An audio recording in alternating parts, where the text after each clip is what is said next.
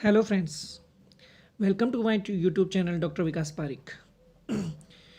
In my previous video, we have discussed about the DNA structure and role of various scientists in discovery of DNA. In continuation of that, today we are going to discuss about the differences between the various forms of DNA, which aDNA, bDNA and zDNA. So today we are going to discuss about the differences between the A, B and Z form of DNA. तो चलिए दोस्तों शुरू करते हैं A, B और Z DNA के बीच difference. A, B और Z DNA के बीच में हम डिफरेंसेस जाने उससे पहले हम ये कुछ इम्पोर्टेंट टर्मिनोलॉजी जानते हैं, उसके बाद हम उन डिफरेंसेस की चर्चा करेंगे। तो पहले हम शुरू करते हैं कुछ चीज़ें जो हमें जाननी चाहिए डिफरेंसेस पता होने से पहले। जब हम डिफरेंसेस का डिस्कशन करें उससे पहले हमें कुछ चीज़ें जो पता होनी चाहिए वो हम इस डायग्राम के जरिए जानने की कोशिश करते हैं। यहाँ हमें दिखाई दे रहा है कि जो डीएनए है वो डबल हेलिकल स्ट्रक्चर होती है। हम क्लियरली देख पा रहे हैं कि जो डीएनए है उसकी डबल हेलिकल स्ट्रक्चर हमें यहाँ दिखाई दे रही है। इस डबल हेलिकल स्ट्रक्चर में जैसा कि हमने प्रीवियस वीडियो के अंदर डिस्कस किया था कि डीएनए एक डबल हेलिकल स्ट्रक्चर होती है जिसमें शुगर फॉस्फेट बैकबोन पाई जाती हैं। वह बीच में नाइट्रोजनस बेसेस की प्रेजेंस देखने को मिलती है जिनके बीच हाइड्रोजन बॉन्डिंग पाई जाती है। हमने बताया था प्रीवियस वीडियो के अंदर कि डीएनए में 3 तरीके की बॉन्डिंग देखने को मिलती है।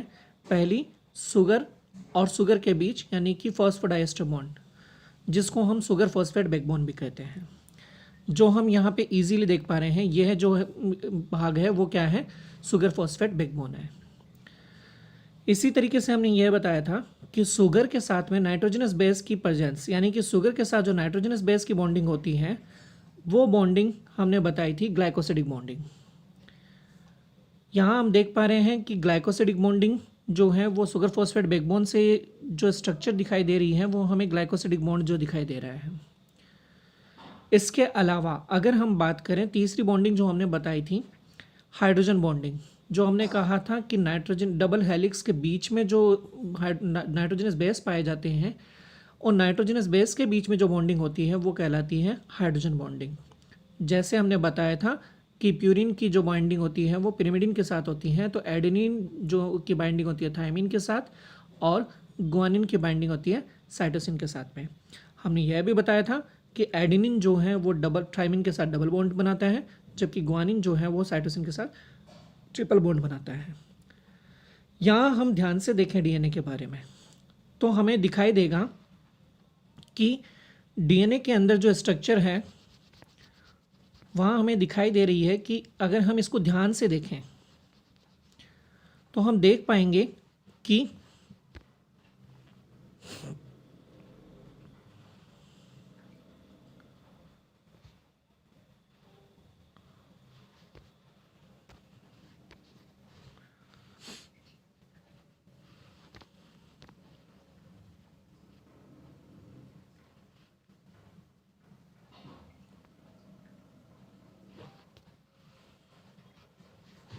अगर हम ध्यान से देखें तो हम देख पाएंगे कि डीएनए की जो स्ट्रक्चर है उसमें हमें कुछ इस तरीके से डीएनए दिखाई दे रहा है, जिसमें हम देख पा रहे हैं कि जैसे हमें दिखाई दे रहा है इस तरीके की कुछ स्ट्रक्चर दिखाई दे रही हैं। कहने का मतलब अगर हम इसे ध्यान से देखें तो ये कुछ लेडर्स के समान या हम कहें सीढ़ियों के समान स्ट्रक्चर हमें दिखाई दे रही हैं। जैसे हम जानते हैं कि सीढ़ियाँ सबकी देखी हुई हैं, तो सीढ़ी की स्ट्रक्चर के समान जो है वो हमें यह डीएनए दिखाई दे रहा है, जिसके बीच में हम कह रहे हैं कि फॉस्फोडाइएस्टर बॉन्डिंग के जरिए बैकबोन बनी होती है और हाइड्रोजन बॉन्डिंग के जरिए जो है एक लेडर्स का काम करते हैं। यानी कि जो नाइट्रोजनस बेस हैं वो लेडर्स के तौर पे हमें दिखाई दे रहे हैं और ये जो हिस्सा है, ये जो पोर्शन है, इस पोर्शन में हम देख पा रहे हैं कि एक सीढ़ी नुमा संरचना या लेडर लाइक स्ट्रक्चर जो है हमें देखने को मिल रही है। तो हम इस संरचना को और डीएनए की संरचना को अगर कंपेयर करें तो हमें दिखाई देगा कि दोनों एक जैसी संरचना है। अंतर सिर्फ इतना है कि इस सीडी के अंदर अगर हेलिकल घुमाव दे दिया जाए तो यह संरचना भी डीएनए की जो हेलिकल स्ट्रक्चर दिख रही है उसी के समान दिखना शुरू हो जाएगी। बस यही एक फंडा है। इसीलिए डीएनए की जो लीनियर फॉर्म होती है उसे हम लेडर फॉर्म भी कहते हैं। तो ये लेडर फॉर्म में जब हेलिकल स्ट्रक्चर डीएनए अपनी गेन करता है तो उस हेलिकल स्ट्रक्चर की वजह से ही हमें डीएनए की संरचना इस तरीके की दिखाई देती है। अब हम बात करें इस तरीके की संरचना की बात करें तो यही संरचना जो है वो डिफरेंस क्रिएट करती है ए, बी और जेड डीएनए के अंदर। हमें इससे जानेंगे कि क्या क्या डिफरेंसेस क्रिएट होते हैं, वो हम एक टेबल के जरिए जानने की कोशिश करेंगे। लेकिन उससे पहले हम ये जानते हैं जो कुछ हमारे लिए जानना ज़रूरी है। तो सबसे पहले जैसे हम देख पा रहे हैं यहाँ पे लिखा हुआ है कि 1 helical turn is equal to 34 angstrom. यहाँ पे हमें दिखाई दे रही है कि एक हेलिक्स पूरी की पूरी जो है हमें यहाँ पे दिखाई पड़ रही है। कैसे हम देख पा रहे हैं कि यहाँ पे एक हेलिक्स हमें दिखाई दे रही है। अगर हम बात करें इस हेलिक्स की तो यहाँ हम देख पा रहे हैं कि पूरी की पूरी एक हेलिक्स दिखाई दे रही है। इस हेलिक्स को अगर हम यहाँ से लेकर यहाँ तक के लिए देखें तो लिखा हुआ है एक हेलिकल टर्न। इस एक हेलिकल टर्न का मीनिंग यहाँ पे क्या हुआ, इसकी जो ये पूरी की पूरी लेंथ जो बताई गई है वो बताई गई है 34 एंगस्ट्रॉम या फिर 3.4 नैनोमीटर। ये जो पूरा एक पोर्शन है या एक हेलिक्स है इसे कहा जाता है पिच। इसे कहा जाता है पिच। समझ में आया? तो हमारे लिए हम इस टॉपिक में ए बी और जेड डीएनए का डिस्कशन करेंगे, उससे पहले हमें जानना है कुछ इंपॉर्टेंट बातें। तो वही इंपॉर्टेंट बातें हम डिस्कस कर रहे हैं अभी। तो पहला पॉइंट हमने इसमें जाना पिच। पिच क्या होता है? जहाँ पे कि 1 हेलिक्स कंप्लीट होती है वो पूरा पोर्शन क्या कहलाता है? एक पिच कहलाती है, पिच ऑफ डीएनए। तो देखा जाए तो एक पिच कितने की हुई? 34 एंगस्ट्रॉम या फिर 3.4 नैनोमीटर। अगर हम बात करें डीएनए की विड्थ की तो विड्थ हमें यहाँ पे दिखाई दे रही है 20 एंगस्ट्रॉम। 20 एंगस्ट्रॉम या 2 नैनोमीटर। यह एक सिंपल बी डीएनए का टाइप है जो कि हम यहाँ पे देख पा रहे हैं डायग्राम के अंदर। यानी कि इससे हम ये समझ पा रहे हैं कि बी डीएनए की जो विड्थ होती है वो होती है 20 एंगस्ट्रॉम या 2 नैनोमीटर, और उसकी जो लेंथ होती है एक पिच की या एक हेलिक्स की वो होती है 34 एंगस्ट्रॉम या फिर 3.4 नैनोमीटर। इसके अलावा अगर हम बात करें डीएनए के अंदर तो डीएनए में तो डीएनए हमें यहाँ दिखाई दे रहा है। यह इस स्ट्रक्चर को अगर हम गौर से देखें तो यहाँ कुछ दो चीज़ें यहाँ पे दिखाई गई हैं। जैसे अभी हमने बात की थी कि पिच की, और पिच या एक हेलिक्स की हमने बात की थी। तो एक हेलिक्स में हमने ये बताया कि एक हेलिक्स जो होती है उसमें 34 एंगस्ट्रॉम उसकी लेंथ होती है। यहाँ हम देख पा रहे हैं यहाँ पे भी एक पूरी की पूरी पिच ही दिखाई गई है या एक हेलिक्स यहाँ पे दिखाई गई है। इस हेलिक्स में हमें यहाँ पे दो चीज़ें दिखाई दे रही हैं जो कि क्लियरली इस डायग्राम के जरिए हमें दिखाई दे रही है। एक जगह लिखा हुआ है मेजर ग्रूव और दूसरी जगह लिखा हुआ है माइनर ग्रूव। तो मेजर ग्रूव और minor groove. Major groove DNA का वह हिस्सा है या डीएनए का जहाँ पे कि नाइट्रोजनस बेसेज के बीच में जो डिस्टेंस होती है वो ज़्यादा होती है, या ये कहें कि विड्थ जो है वो जहाँ से चौड़ी होती है। तो जहाँ से विड्थ चौड़ी होगी उस हिस्से को बोला जाता है मेजर ग्रूव डीएनए के अंदर। यानी कि अब हम जैसे अभी हमने समझा था लेडर्स यानी सीढ़ियाँ, तो सीढ़ियों को अगर मोड़ा जाए तो जहाँ से वो हिस्सा सीढ़ियों का जो बीच का हिस्सा है वो ज़्यादा चौड़ा हमें दिखाई दे या वाइड दिखाई दे वो हिस्सा कहलाएगा मेजर ग्रूव, और जहाँ से हमें हिस्सा पतला दिखाई दे वो हिस्सा कहलाएगा माइनर ग्रूव।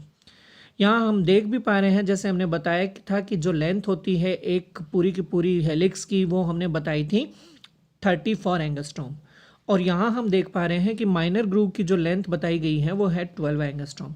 यानी कि माइनर ग्रूव होती है 12 एंगस्ट्रॉम की और मेजर ग्रूव बताई गई है 22 एंगस्ट्रॉम। इन दोनों को अगर हम जोड़ें तो ये कितना निकलता है 34 एंगस्ट्रॉम। देख पा रहे हैं हम 12 एंगस्ट्रॉम और 22 एंगस्ट्रॉम, तो 22 और 12 34, या 22 प्लस 12 एंगस्ट्रॉम कितने हो गए 34 एंगस्ट्रॉम। तो इसका मतलब यह हुआ कि माइनर ग्रूव से लेके माइनर ग्रूव तक का हिस्सा, माइनर ग्रूव से लेके माइनर ग्रूव तक का हिस्सा, नेक्स्ट माइनर ग्रूव आने तक का हिस्सा जो है वो क्या कहलाएगा, एक हेलिक्स कहलाएगी। तो मेरे हिसाब से ये दूसरी चीज जो इंपॉर्टेंट थी जो हमने इस डायग्राम के जरिए जानी। पहली हमने ये जानी कि डीएनए में कितने प्रकार की बॉन्डिंग पाई जाती है, जो हम प्रीवियस वीडियो में भी डिस्कस कर चुके थे। उसके अलावा आज हमने यह शुरुआत की कि पिच क्या होती है, पिच के बारे में हमने बताया। उसके बाद हमने ये बताया कि एक हेलिक्स कहाँ से कहाँ तक की होती है। हेलिक्स में हमने ये बताया कि जो लेंथ होती है डीएनए की वो कितनी होती है। बी डीएनए की हम स्ट्रक्चर की भी बात कर रहे हैं, बाकी डीएनए के डिफरेंसेस हम बाद में जानेंगे। अब पहले हम ये इंपॉर्टेंट चीज़ें इसके बारे में डिस्कस कर रहे हैं। अब हमने ये बताया कि 34 एंगस्ट्रॉम की विड्थ होती लेंथ होती है और 20 एंगस्ट्रॉम उसकी विड्थ होती है। उसके बाद में हमने ये बताया कि मेजर ग्रूव और माइनर ग्रूव क्या होती है। तो मेजर ग्रूव और माइनर ग्रूव भी हम देख पा रहे हैं और उसमें हम उसकी लेंथ भी देख पा रहे हैं कि मेजर ग्रूव जो होती है वो 22 एंगस्ट्रॉम की होती है और माइनर ग्रूव जो होती है वो 12 एंगस्ट्रॉम की होती है। तो टोटल 34 एंगस्ट्रॉम की एक हेलिक्स जो है उसमें एक मेजर ग्रूव और एक माइनर ग्रूव होती है। यानी यहाँ तक हमने अभी तक जाना। अब हम बात करते हैं कि ये दोनों चीज़ें तो हमें पता चल गई, पिच और मेजर ग्रूव और माइनर ग्रूव क्या होते हैं और एक हेलिक्स क्या होती है। हेलिक्स जो होती हैं वो या तो राइट हैंडेड टर्न होती हैं या फिर लेफ्ट हैंडेड टर्न होता है, यानी कि या तो क्लॉकवाइज या फिर एंटी क्लॉकवाइज टर्न देखने को मिलता है। किस चीज़ के बारे में यहाँ बात हो रही है, जो हमने अभी कहा था,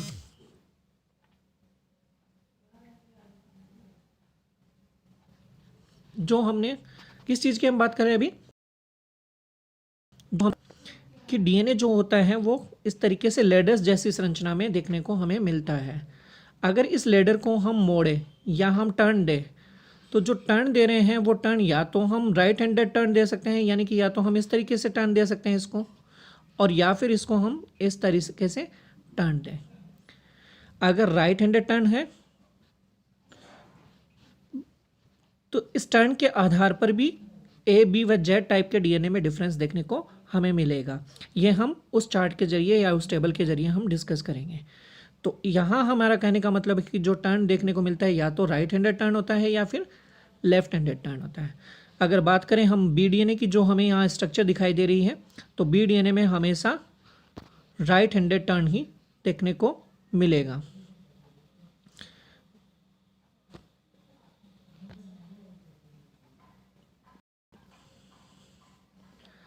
तो अगर हम बात करें यहाँ पे, तो हमें डीएनए में हमेशा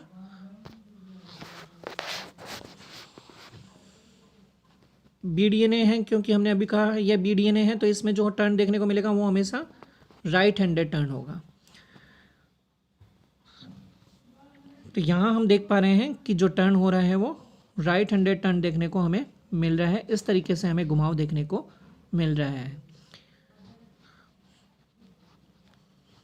नेक्स्ट अगर हम बात करें, जो हमें चीज़ जाननी है वो देखना है कि बी डीएनए में बेस पेयर्स की संख्या कितनी होती है। जो डिफरेंसेस भी हम देखेंगे आगे, वो ए बी और जेड डीएनए के अंदर वो भी इन्हीं टॉपिक से रिलेटेड होंगे या इन्हीं पॉइंट से रिलेटेड होंगे। इसीलिए हम इन पॉइंट्स के बारे में पहले डिस्कस कर रहे हैं, उसके बाद हम एक टेबल के जरिए बहुत आसानी से इसे समझ पाएंगे कि ए बी व जेड डीएनए में डिफरेंसेस क्या होते हैं। तो यहाँ हम देख पा रहे हैं कि एक हेलिकल टर्न जो है वो 34 एंगस्ट्रॉम का है और उसमें कितने बेस पेयर्स जो हैं हम देख पा रहे हैं कि कितने बेस पेयर्स होते हैं एक हेलिक्स में। यहाँ लिखा है 10.5 बेस पेयर। इसका मतलब यहाँ हम देख पा रहे हैं कि 10.5 बेस पेयर जो है वो एक हेलिक्स में आएंगे। और एक हेलिक्स का मतलब क्या है वो हमने बताया, माइनर ग्रूव से लेके माइनर ग्रूव की शुरुआत तक। तो माइनर ग्रूव से एक माइनर ग्रूव और एक मेजर ग्रूव दोनों मिला के क्या कहला रहे हैं, एक हेलिक्स कहला रहे हैं। तो दोनों के अंदर अगर काउंट करेंगे तो 5 बेस, तो दोनों के अंदर देखेंगे तो हम 10.5 बेस पेयर्स की प्रेजेंस हमें देखने को मिलेगी। 0.5 बेस पेयर की प्रेजेंस हमें देखने को मिल रही है, तो हम उस डीएनए को क्या बोलेंगे, वो डीएनए क्या कहलाएगा। अगर हम बात करें इस डीएनए की, तो अगर 10.5 बेस पेयर एक हेलिक्स के अंदर काउंट किए जाए या 10.5 बेस पेयर्स एक हेलिक्स में पाए जाएं, तो वह डीएनए कौन सा डीएनए कहलाएगा, बी डीएनए कहलाएगा। कौन सा डीएनए कहलाएगा, बी डीएनए कहलाएगा। यानी कि बेस पेयर की संख्या के आधार पर भी हम ये डिसाइड कर सकते हैं या डिफ्रेंशिएट कर सकते हैं कि कौन सा ए डीएनए है, कौन सा बी डीएनए है और कौन सा जेड डीएनए है। यहाँ पे जो ये संख्या हमने बताई है या हमें दिखाई दे रही है 10.5 बेस पेयर्स, यह अलग अलग बुक्स में आप लोगों को अलग अलग देखने को मिल सकती हैं, तो इससे कंफ्यूज होने की ज़रूरत नहीं है। कहीं पे आपको ये 10 मिलेगा लिखा हुआ, कहीं पे आपको ये 10 बेस पेयर लिखा हुआ मिलेगा।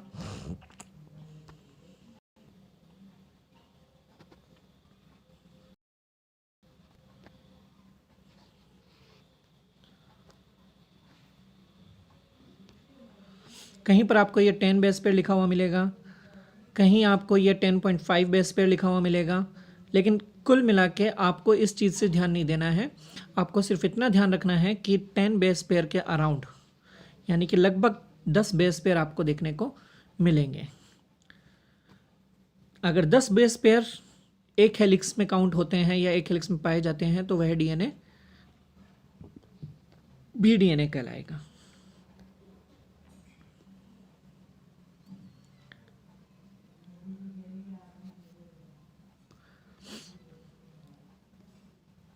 उसके अलावा अब हम बात करते हैं एक और चीज़ की जो हमारे लिए बहुत इंपॉर्टेंट है, जिसके बारे में जानना, हम जानेंगे टिल्ट के बारे में और राइज के बारे में।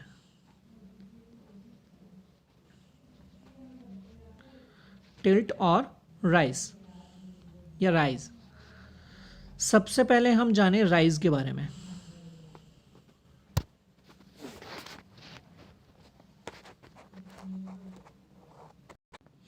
सबसे पहले हम जानेंगे राइज के बारे में।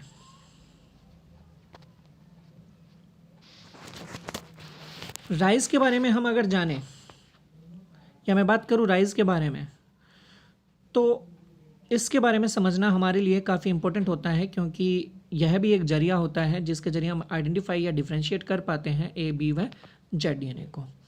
तो डिस्कस करते हैं हम राइज के बारे में।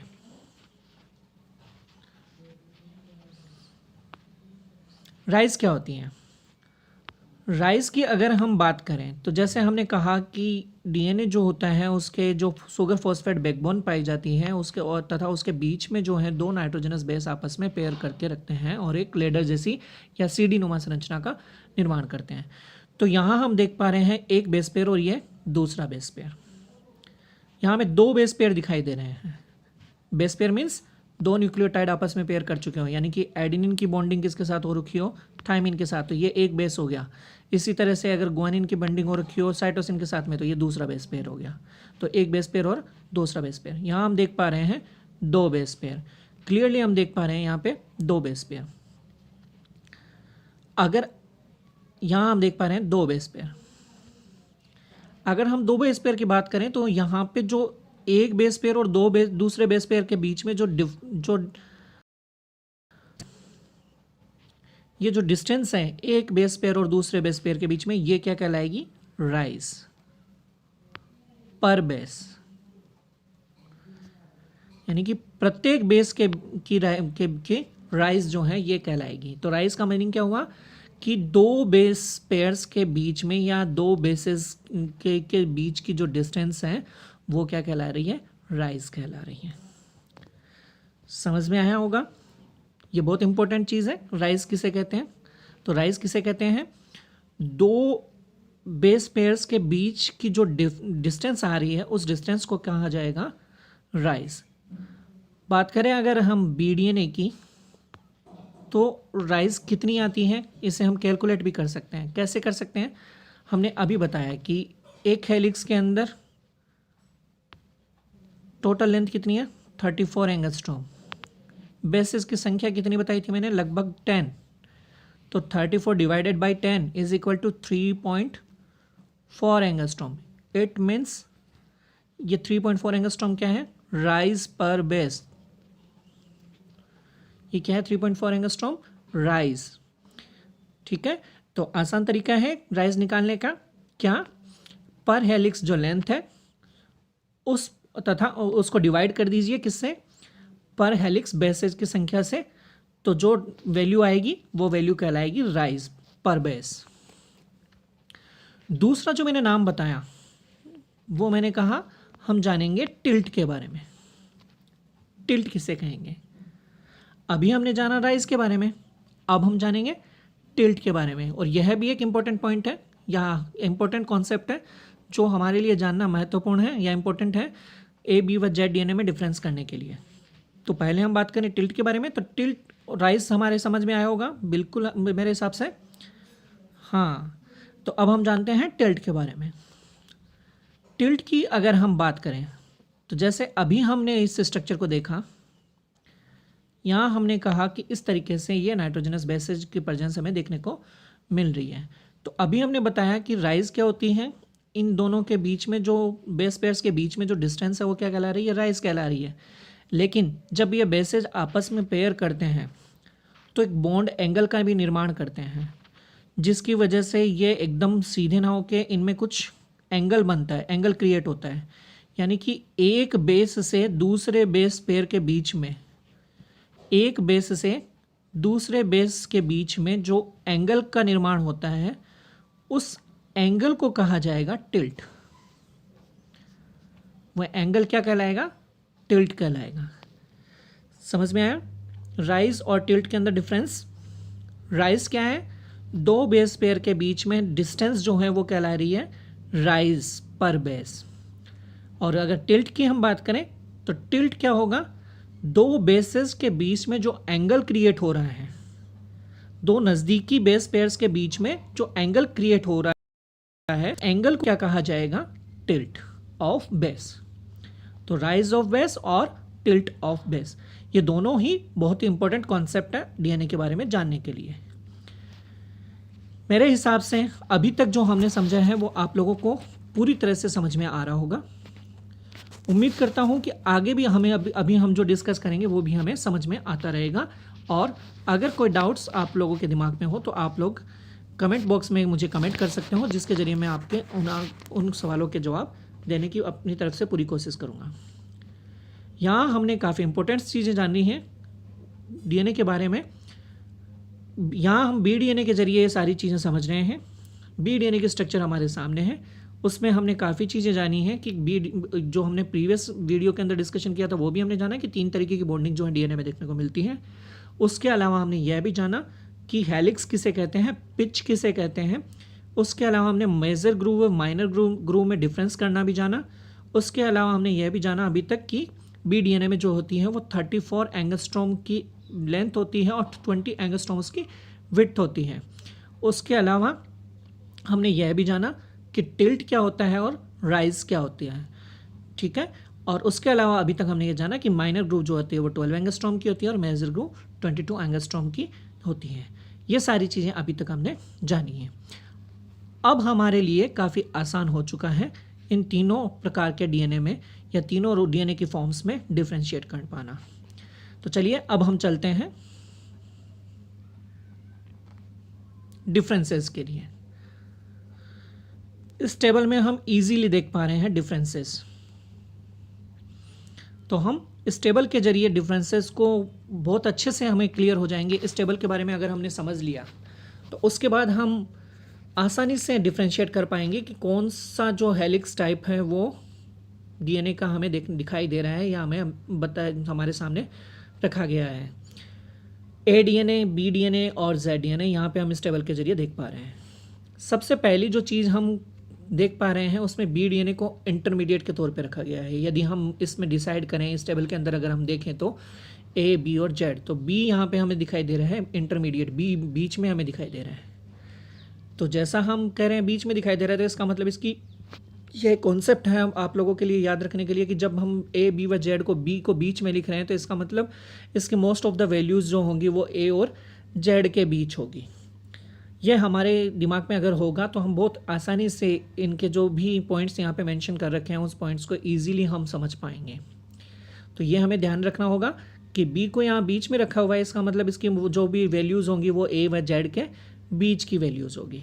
तो पहले हम जैसे देखें तो हमने यहाँ पे पहला पॉइंट्स दिया हुआ है ओवरऑल प्रोपोर्शंस।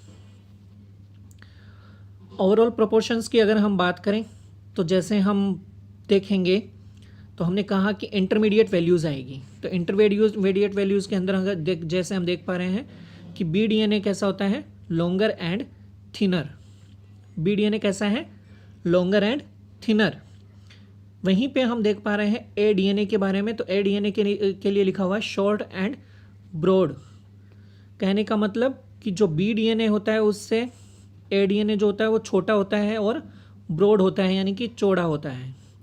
यानी कि ए डीएनए बी डीएनए से चौड़ा होगा वह छोटा होगा। और बी डीएनए क्या है, लॉन्गर, यानी कि ए डीएनए से लंबा होगा और जेड डीएनए से छोटा होगा। बात समझ में आई? ए डीएनए से लॉन्गर है लेकिन जेड डीएनए से छोटा है। तो इसका मतलब जैसे मैंने कहा था ना कि इंटरमीडिएट वैल्यूज़ होगी, तो वैसे हमें यहाँ पे दिखाई दे रही है।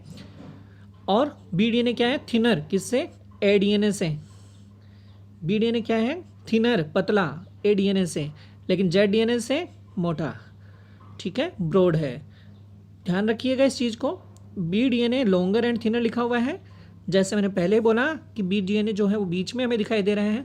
अगर बीच में दिखाई दे रहा है इसका मतलब इसकी वैल्यूज़ क्या होगी, इंटरमीडिएट होगी। अगर ये हमारे दिमाग में है तो हम इस टेबल को बहुत आसानी से समझ पाएंगे।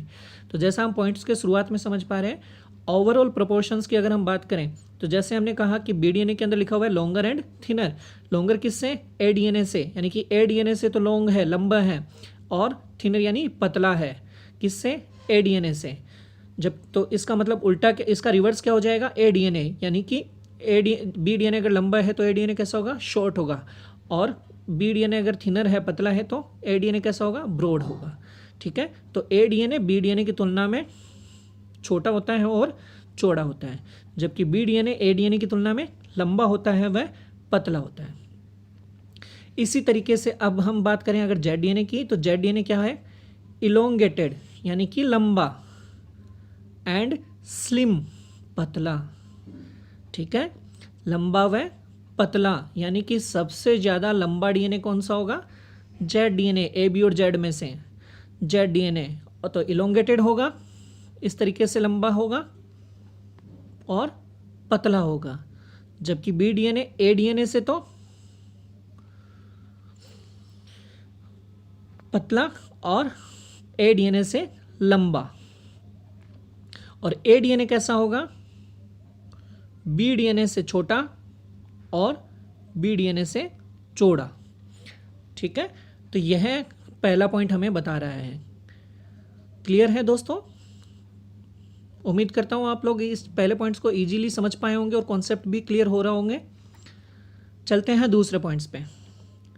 दूसरे पॉइंट की जैसे अगर बात करें तो अभी जो मैंने बताया था, जो सबसे इंपॉर्टेंट बताया था राइज और टिल्ट के बारे में, अब उन्हीं से रिलेटेड पॉइंट आ चुका है। देख पा रहे हो यहाँ पे, राइज पर बेस पेयर, एक बेस पेयर का राइज कितना होगा। तो राइज मैंने बताया था कि हम किस तरीके से कैलकुलेट कर सकते हैं, टोटल एक हेलिक्स की length divided by number of base pairs. तो जो वैल्यू आएगी वो क्या कहलाएगी, राइज पर बेस पेयर।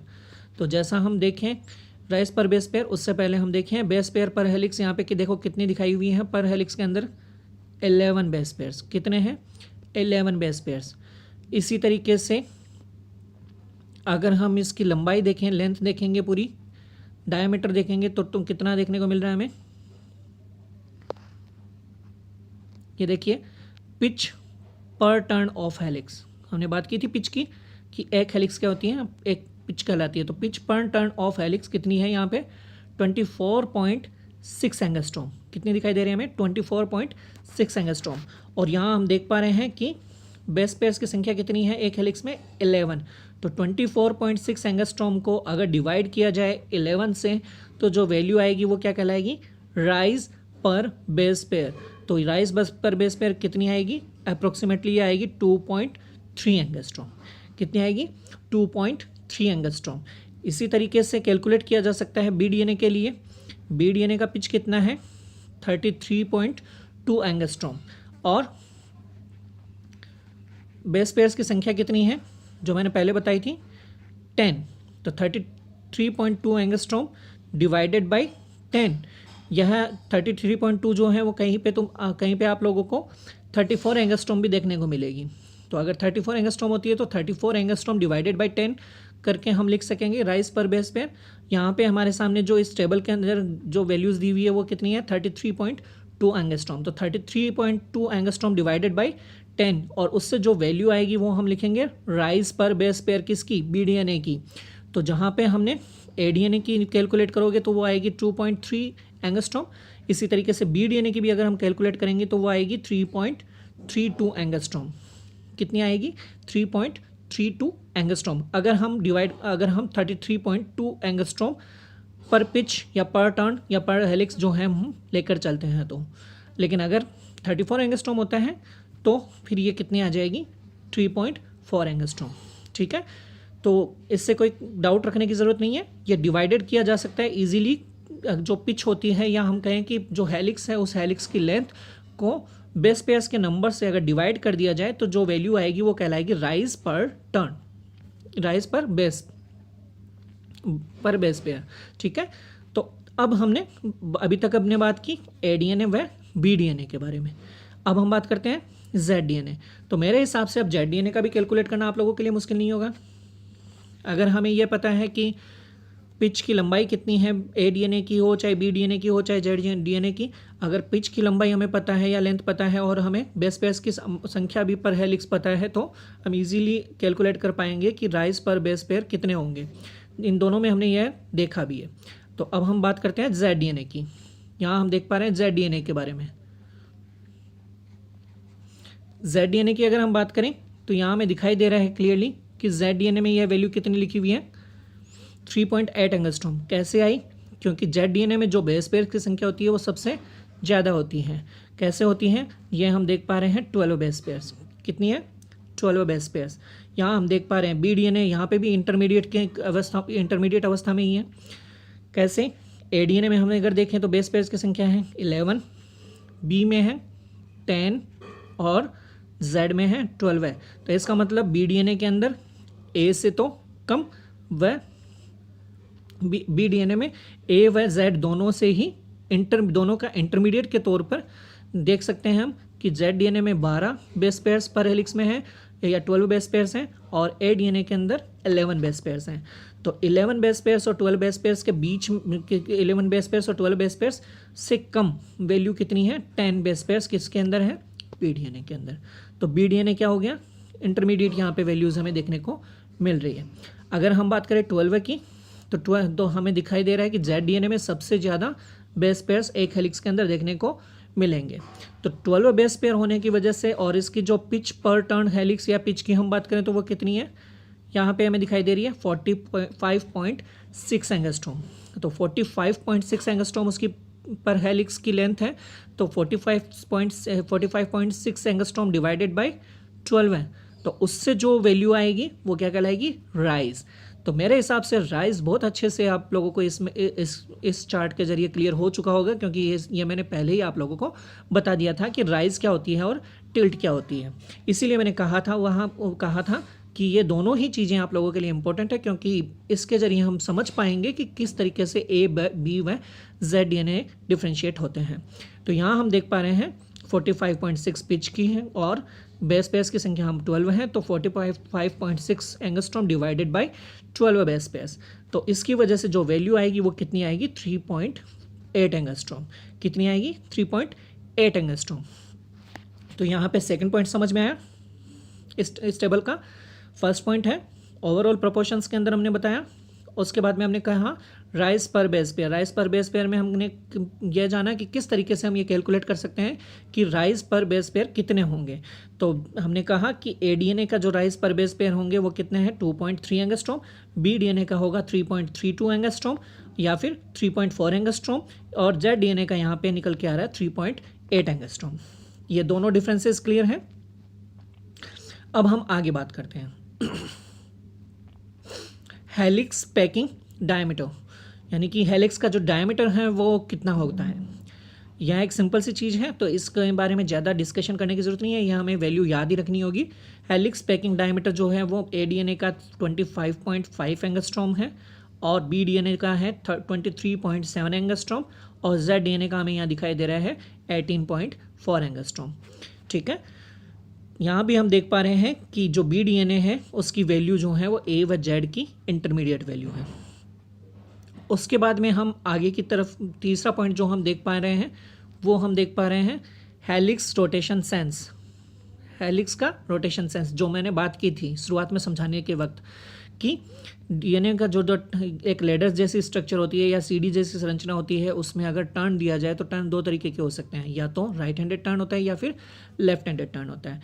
यहाँ हम देख पा रहे हैं कि इसके जरिए भी मैंने बताया था कि हम डिफ्रेंशिएट कर पाएंगे कि कौन सा किस प्रकार का DNA है।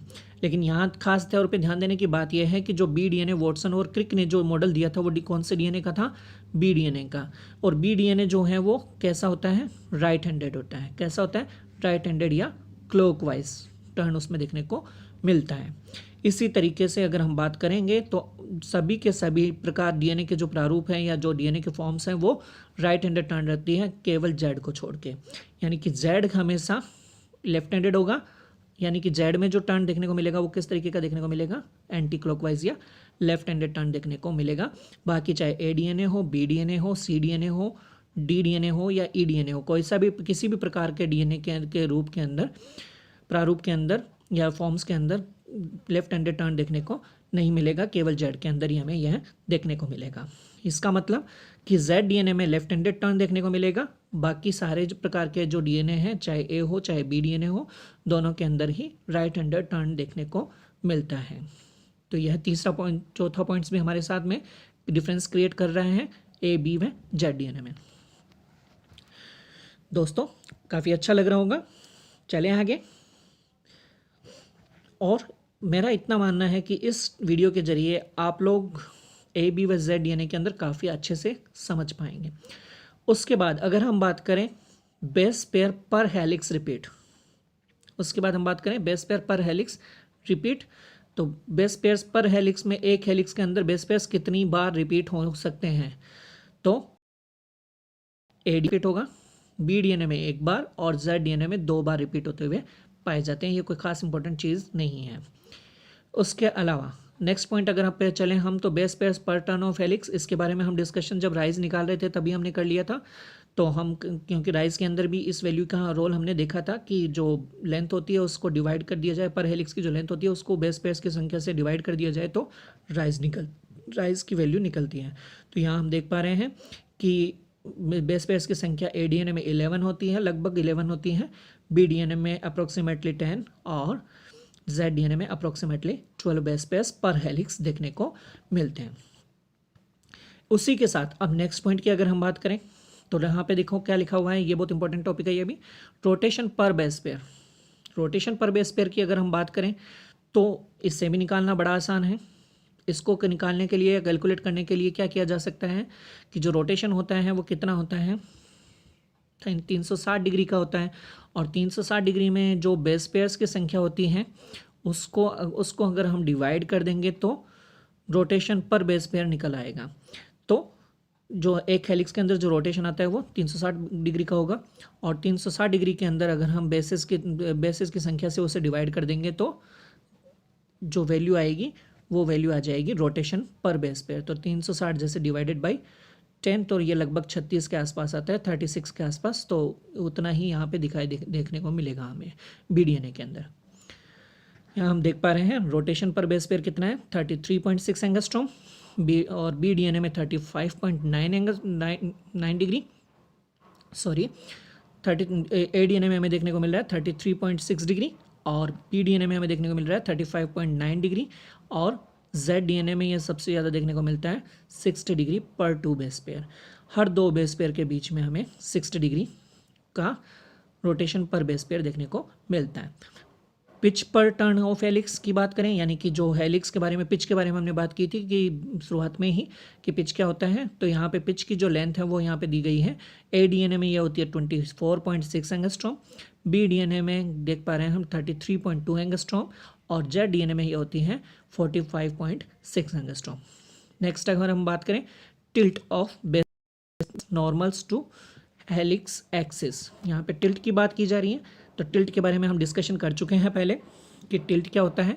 टिल्ट के बारे में हमने बता चुके हैं कि टिल्ट क्या होता है या किसे कहते हैं टिल्ट। तो टिल्ट किसे कहेंगे, दो बेस के बीच में जो एंगल्स बनता है, दो बेस पेयर्स के बीच में जो बॉन्ड एंगल बनता है, तो उस एंगल को क्या कहा जाएगा, टिल्ट कहा जाएगा। तो टिल्ट यहाँ पे देखिए कितना देखने को मिल रहा है, +19 डिग्री ADNA के अंदर, -1.2 डिग्री BDNA में और -9 डिग्री ZDNA के अंदर। ठीक है, तो यह टिल्ट जो है वो दिया गया है AB व ZDNA के अंदर। उसके बाद में जो दिया गया है वो लिखा गया है बेस पेयर मीन प्रोपोलर ट्विस्ट। ये twist base pair means propeller twist जो देखने को मिलेगा बेस पेयर्स के बीच में, वो कितना देखने को मिलेगा, 18 डिग्री का ADNA में, 16 डिग्री का BDNA में और लगभग 0 डिग्री का ZDNA के अंदर। उसके अलावा नेक्स्ट पॉइंट जो दिया गया है वो है हेलिक्स एक्सिस लोकेशन, कि हेलिक्स की जो एक्सिस होती है वो लोकेशन कैसी होगी। उसमें जो एक्सिस लोकेशन कैसी है, मेजर ADNA में मेजर ग्रूव, BDNA के अंदर through base pairs and CDNA में ZDNA में माइनर ग्रूव। इसका मतलब कि जो प्रॉपर्टीज़ हैं मेजर ग्रूव प्रॉपर्टीज़, वो प्रोपोर्शंस कैसे होंगे, एक्सट्रीमली नैरो होंगे ADNA के अंदर और डीप होंगे या गहरा होगा। ठीक है, पतला होगा या नैरो होगा, सकड़ा होगा और डीप होगा यानी कि गहरा होगा। Major groove proportions. BDNA की अगर हम बात करें तो वाइड होगा और इंटरमीडिएट डेप्थ होगी, डेप्थ जो है वो Z और A की इंटरमीडिएट होगी। इसी तरीके से Z की अगर हम बात करें तो फ्लैटेंड आउट यानी कि फ्लैट होगा, एकदम से समतल होगा ऑन हेलिक्स सरफेस, हेलिक्स की सरफेस पे एकदम समतल होगा, डीप नहीं होगा, गहरा नहीं होगा। उसके अलावा माइनर ग्रूव की प्रोपोर्शंस की अगर हम बात करें तो माइनर ग्रूव्स जो होते हैं वो वेरी ब्रॉड होंगे, काफ़ी चौड़े होंगे, परंतु सैलो होंगे या संकड़े होंगे। नैरो एंड इंटरमीडिएट डेप्थ जो होगी वो इंटरमीडिएट होगी। और ZDNA में extremely narrow but very deep, यानी कि नैरो होंगे और डीप होंगे, काफ़ी डीप होंगे। ठीक है, यह है डिफरेंसेस इस टेबल के जरिए हम समझ पाए हैं। यहाँ हम इजीली हम ये देख पा रहे हैं कि किस तरीके से डिफरेंसेस AB व ZDNA के अंदर हम कर सकते हैं। ठीक है, यही चीज़ हम देख पा रहे हैं इस टेबल के जरिए भी। ये इस टेबल के अंदर एक पॉइंट जो है वो हम और देख पा रहे हैं, ग्लाइकोसाइल बॉन्ड का कन्फर्मेशन कैसा है। तो हम ज़्यादा चीज़ों पे इस पर डिस्कशन नहीं करेंगे क्योंकि इन सभी का डिस्कशन हम उस टेबल में कर चुके हैं। यहाँ हम केवल इसी पॉइंट को देखेंगे जो लास्ट पॉइंट है, जो कि यहाँ पर हमें दिखाई दे रहा है कि ग्लाइकोसाइल बॉन्ड का कन्फर्मेशन कैसा होगा। ग्लाइकोसाइल बॉन्ड का जो कन्फर्मेशन होता है ADNA के अंदर एंटी फॉर्म देखने को मिलेगा, यानी कि एंटी पैरेलल कंडीशंस देखने को मिलेगी ग्लाइकोसाइल बॉन्डिंग की। BDNA में भी एंटी पैरेलल कंडीशंस देखने को मिलेगी। लेकिन ZDNA की अगर हम बात करेंगे तो ZDNA में ये कंडीशंस एंटी पैरेलल होगी प्रीमिडिन के लिए और सिन पैरेलल होगी प्यूरिन्स के लिए। तो यह भी एक मेजर डिफरेंस है AB व ZDNA के अंदर। तो कुल मिला के इन पॉइंट्स के आधार पर हम AB व ZDNA के अंदर डिफ्रेंशिएट कर सकते हैं। मेरी आशा है, मेरी उम्मीद है कि इस टॉपिक के जरिए आप लोगों ने अच्छे से AB व ZDNA के अंदर डिफ्रेंशिएट कर पाने में आप लोग सक्षम हुए हैं। और मैं इसी उम्मीद के साथ इस वीडियो को बना रहा हूं कि आप लोगों के बीच में AB व ZDNA के लिंक से रिगार्डिंग कोई भी डाउट्स जो हैं वो आपके दिमाग में ना रहें। उम्मीद करता हूं, आशा करता हूं कि इस वीडियो के माध्यम से आप सभी लोग जो घर पे बैठे हैं कोरोना के दौरान, इस स्टूडेंट्स जो हैं वो इस वीडियो के जरिए काफ़ी लाभान्वित होंगे या काफ़ी उन्हें हेल्प मिलेगी AB व ZDNA के बीच में डिफरेंस कर पाने में और AB व ZDNA के बारे में जान पाने में। तो इसी उम्मीद के साथ मैं AB व ZDNA के बारे में इस वीडियो में यही कहना चाहूँगा कि अगर आप लोगों को ये मेरा वीडियो अच्छा लगे, अगर आप लोगों को ये यूज़फुल लगे, हेल्पफुल लगे, AB व ZDNA का डिफरेंशिएशन कर पाना आपके लिए आसान हो, तो प्लीज़ लाइक, शेयर व कमेंट करना ना भूलें और ज़्यादा से ज़्यादा लोगों तक इस वीडियोज़ को पहुँचाएँ ताकि और भी लोग आपके जैसे और भी लोग जो इस समय कोरोना के दौरान घर पे बैठे हैं और उनकी स्टडीज़ प्रभावित हो रही है, वो इस तरीके के वीडियोस देख के अपने बेसिक कॉन्सेप्ट को क्लियर कर पाएँ और एग्ज़ाम में अच्छे से जो आने वाली एग्ज़ाम्स हैं या फिर अपने जो कॉन्सेप्ट हैं उनको क्लियर कर पाएँ, ताकि वो कंपटीशन एग्ज़ाम में भी उन्हें हेल्प मिले। धन्यवाद। Thank you. Thanks a lot.